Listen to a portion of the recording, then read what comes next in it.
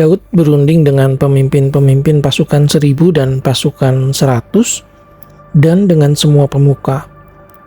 Berkatalah Daud kepada seluruh jemaah Israel, "Jika kamu anggap baik dan jika diperkenankan Tuhan Allah kita, baiklah kita menyuruh orang kepada saudara-saudara kita yang masih tinggal di daerah-daerah orang Israel, dan di samping itu kepada para imam dan orang-orang Lewi yang ada di kota-kota yang dikelilingi tanah pengembalaan mereka, supaya mereka berkumpul kepada kita. Dan baiklah kita memindahkan tabut Allah kita ke tempat kita, sebab pada zaman Saul kita tidak mengindahkannya." Maka seluruh jemaah itu berkata bahwa mereka akan berbuat demikian, sebab usul itu dianggap baik oleh segenap bangsa itu. Lalu Daud mengumpulkan semua orang Israel dari sungai Sikor di Mesir sampai ke jalan yang menuju Hamat untuk menjemput tabut Allah dari Kiryat Yearim. Lalu Daud dan segenap orang Israel berangkat ke Baalah, ke Kiryat Yearim yang termasuk wilayah Yehuda, untuk mengangkut dari sana tabut Allah yang disebut dengan nama Tuhan yang bertahta di atas kerubim. Mereka menaikkan tabut Allah itu ke dalam kereta yang baru dari rumah Abinadab, sedang Uza dan Ahyo mengantarkan kereta itu. Daud dan seluruh orang Israel menari-nari di hadapan Allah dengan sekuat tenaga, diiringi nyanyian, kecapi, gambus, rebana, ceracap, dan nafiri. Ketika mereka sampai ke tempat pengirikan Kidon, maka Uza mengulurkan tangannya memegang tabut itu, karena lembu-lembu itu tergelincir.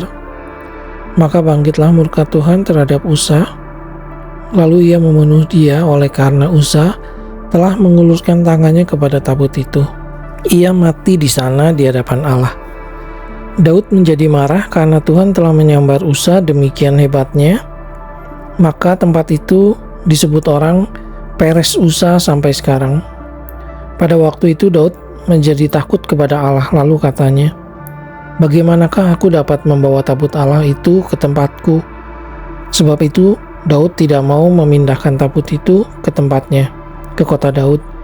Tetapi Daud menyimpannya dan membawanya ke rumah Obed-Edom, orang Gad itu. 3 bulan lamanya tabut Allah itu tinggal pada keluarga Obed-Edom di rumahnya, dan Tuhan memberkati keluarga Obed-Edom dengan segala yang dipunyainya.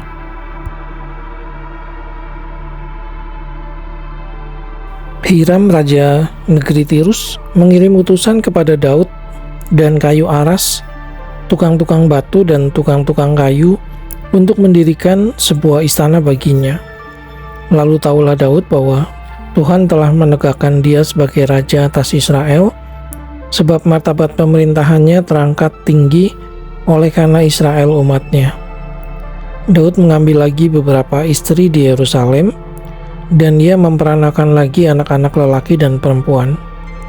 Inilah nama anak-anak yang lahir bagi dia di Yerusalem: Syamua, Sobab, Natan, Salomo, Yibhar, Elisua, Elpelet, Nogah, Nefek, Yafia, Elisama, Beel Yada, dan Elifelet.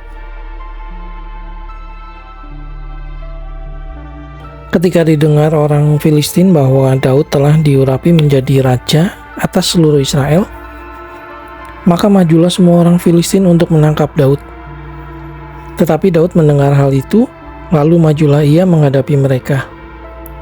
Ketika orang Filistin itu datang dan mengadakan penyerbuan di lembah Refaim, bertanyalah Daud kepada Allah, "Apakah aku harus maju melawan orang Filistin itu? Dan akan kau serahkankah mereka ke dalam tanganku?" Tuhan menjawab, "Majulah, aku akan menyerahkan mereka ke dalam tanganmu."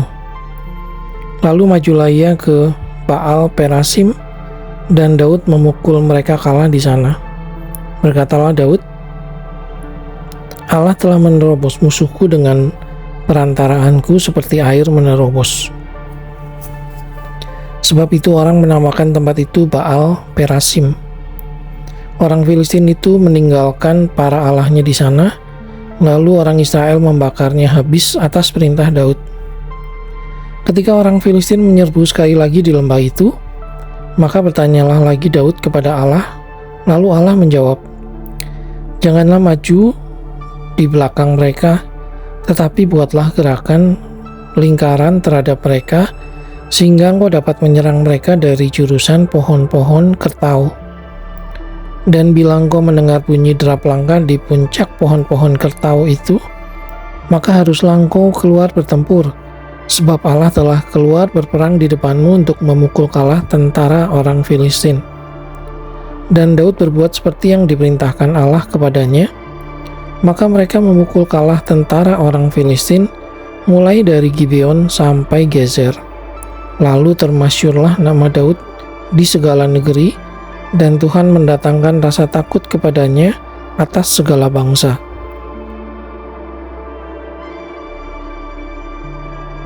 Daud membuat bagi dirinya gedung-gedung di kota Daud. Lalu ia menyiapkan tempat bagi tabut Allah dan membentangkan kemah untuk itu. Ketika itu berkatalah Daud, "Janganlah ada yang mengangkat tabut Allah selain dari orang Lewi, sebab merekalah yang dipilih Tuhan untuk mengangkat tabut Tuhan dan untuk menyelenggarakannya sampai selama-lamanya." Kemudian Daud mengumpulkan segenap Israel ke Yerusalem untuk mengangkut tabut Tuhan ke tempat yang telah disiapkannya untuk itu. Daud mengumpulkan Bani Harun dan orang Lewi, dari Bani Kehat Uriel seorang pemimpin dan saudara-saudara sepuaknya 120 orang. Dari Bani Merari Asaya seorang pemimpin dan saudara-saudara sepuaknya 220 orang. Dari Bani Gerson Yoel seorang pemimpin dan saudara-saudara sepuaknya 130 orang. Dari Bani Elsafan Semaya seorang pemimpin dan saudara-saudara sepuaknya 200 orang. Dari Bani Hebron Eliel seorang pemimpin dan saudara-saudara sepuaknya 80 orang. Dari Bani Uziel Aminadab seorang pemimpin dan saudara-saudara sepuaknya 112 orang. Lalu Daud memanggil Sadok dan Abiatar, imam-imam itu, dan orang-orang Lewi, yakni Uriel, Asaya, Yoel, Semaya, Eliel, dan Aminadab, dan berkata kepada mereka, "Hai kamu ini, para kepala puak dari orang Lewi, kuduskanlah dirimu, kamu ini dan saudara-saudara sepuakmu, supaya kamu mengangkut tabut Tuhan, Allah Israel, ke tempat yang telah kusiapkan untuk itu. Sebab oleh karena pada pertama kali kamu tidak hadir, maka Tuhan Allah kita telah menyambar di tengah-tengah kita, sebab kita tidak meminta petunjuknya seperti seharusnya." Jadi para imam dan orang-orang Lewi menguduskan dirinya untuk mengangkut tabut Tuhan Allah Israel. Kemudian Bani Lewi mengangkat tabut Allah itu dengan gandar pengusung di atas bahu mereka, seperti yang diperintahkan Musa sesuai dengan firman Tuhan. Daud memerintahkan para kepala orang Lewi itu supaya mereka menyuruh berdiri saudara-saudara sepuak mereka, yakni para penyanyi, dengan membawa alat-alat musik seperti gambus, kecapi, dan ceracap untuk memperdengarkan dengan nyaring lagu-lagu gembira. Maka orang Lewi itu menyuruh berdiri Heman bin Yoel dan dari saudara-saudara sepuaknya Asaf bin Berekia, dari Bani Merari saudara-saudara sepuak mereka Etan bin Kusaya, dan bersama-sama mereka itu saudara-saudara mereka dari tingkat kedua, Zakaria, Yaaziel, Semiramot, Yehiel, Uni, Eliab, Benaya, Maasea, Matika, Elifele, Miknea, dan Obed-Edom, serta Yeiel, para penunggu pintu gerbang, para penyanyi, yakni Herman, Asaf, dan Etan, harus memperdengarkan lagu dengan ceracap tembaga. Zakaria, Asiel, Semiramot, Yehiel, Uni, Eliab, Maaseya, Benaya harus memainkan gambus yang tinggi nadanya. Sedang Matika, Elifele, Miknea, Obed-Edom, Yehiel, dan Azaziah harus memainkan kecapi yang 8 nada lebih rendah tingkatnya untuk mengiringi nyanyian. Kenanya, pemimpin orang Lewi, mendapat tugas pengangkutan. Ia mengepalai pengangkutan sebab ia paham dalam hal itu. Berekia dan Elkana adalah penunggu pintu pada tabut, dan Sebanya, Yosafat, Netaneel, Amasai, Zakaria, Benaya, dan Eliezer, yakni imam-imam itu, meniup nafiri di hadapan tabut Allah, sedang Obed-Edom dan Yehia adalah penunggu pintu pada tabut itu. Maka Daud dan para tua-tua Israel dan para pemimpin pasukan 1000 pergi untuk mengangkut tabut perjanjian Tuhan itu dari rumah Obed-Edom dengan sukacita. Dan oleh karena Allah menolong orang Lewi yang mengangkut tabut perjanjian Tuhan itu, maka dipersembahkanlah 7 ekor lembu jantan dan 7 ekor domba jantan. Daud memakai jubah dari kain lenan halus. Juga segala orang Lewi yang mengangkat tabut itu, dan para penyanyi, dan Kenanya yang mengepalai pengangkutan, dan para penyanyi. Daud juga memakai baju efod dari kain lenan. Seluruh orang Israel mengangkut tabut perjanjian Tuhan itu dengan diiringi sorak dan bunyi sangkakala, nafiri dan ceracap, sambil memperdengarkan permainan gambus dan kecapi.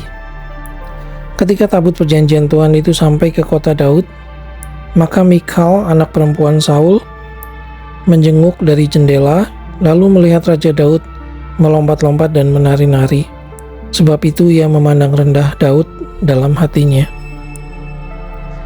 Tabut Allah itu dibawa masuk, lalu diletakkan di tengah-tengah kemah yang dipasang Daud untuk itu. Kemudian mereka mempersembahkan korban bakaran dan korban keselamatan di hadapan Allah. Setelah Daud selesai mempersembahkan korban bakaran dan korban keselamatan, diberkatinyalah bangsa itu demi nama Tuhan, lalu dibagikannya kepada setiap orang Israel, baik laki-laki maupun perempuan, kepada masing-masing sekeping roti, sekerat daging, dan sepotong kue kismis. Juga diangkatnya dari orang Lewi itu beberapa orang sebagai pelayan di hadapan tabut Tuhan untuk memasyurkan Tuhan Allah Israel dan menyanyikan syukur dan puji-pujian baginya. Kepala ialah Asaf dan sebagai orang kedua ialah Zakaria. Lalu Yehiel, Semiramot, Yehiel, Matika, Eliab, Benaya, Obed-Edom, dan Yehiel yang harus memainkan gambus dan kecapi, sedang Asaf harus memainkan ceracap, dan Benaya serta Yahaziel imam-imam itu selalu harus meniup nafiri di hadapan tabut perjanjian Allah itu.